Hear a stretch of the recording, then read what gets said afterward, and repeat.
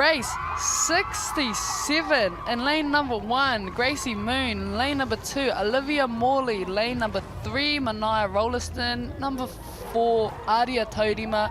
Lane number 5, Sienna Herbert. Lane number 6, Henny Brooking. Lane number 7, Jessie Davis. Lane number 8, Sade Neho. Number 9, Mika Kiriopa. Number 10, Tera Toa Taua. Lane 11, Eunice Kopa. and lane number 12, Rihanna Renee. The under-19 girls, W1, 250 metres to Ihu final. This should be exciting. And there we have it, is a white flag. They're all coming up to the false start line.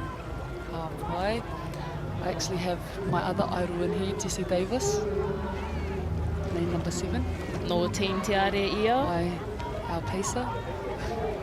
There's We've both had our fair shares paddling with Jessie Davis. Yep. Oh, there's the black flag. Who? I think that might have been Henny Brooking. Yep.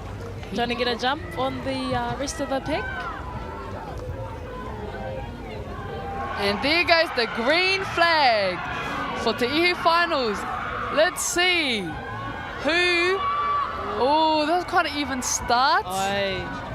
Oh, Henny Brooking. Beautiful waka she is. Aye.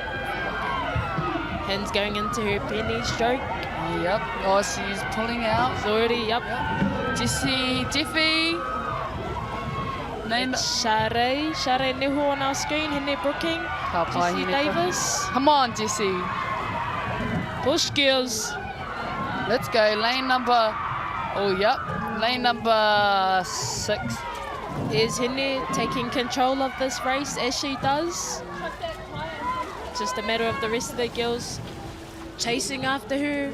Oh, At the moment, Te Iwi. I think second place is going to be a tight one. There's a couple of them. Yep. Might be blanket finish maybe. Yeah. I think it might be Sade from Hamilton Girls. There's a couple under 19 Yeah. New Zealand elite wahine in this final actually. Kapai. By Gabriel Wanohu. Kapai. Henny Brooking. 250 metre champion. And in second place. Ooh. Aria Taurima, maybe? Yeah, Aria maybe. Taurima from Napier Girls. Think she might have come second. Kapai Henny Brooking. Nothing new from Mete in lane 6.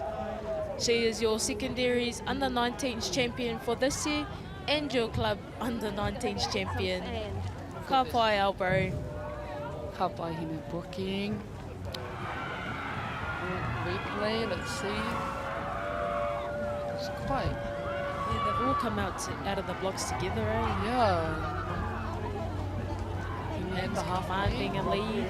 Oh, Lane 3, Mania Rolliston. wow. Kapai. And there goes. Hero of the Sonics at Te Iwi. Aria o Mania. Wow. Who was it? Ka pai, my mate. Hands in her pedal. Yeah. What a pretty blade. We'll hear the results.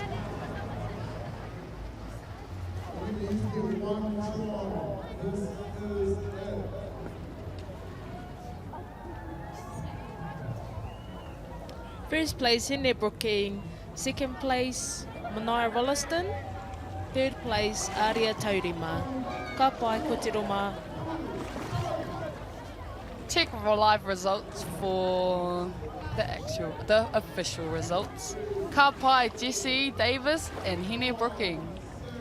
These two wahine are also going to Singapore. Yep, there goes the Team Te Aire blade again. Should be exciting.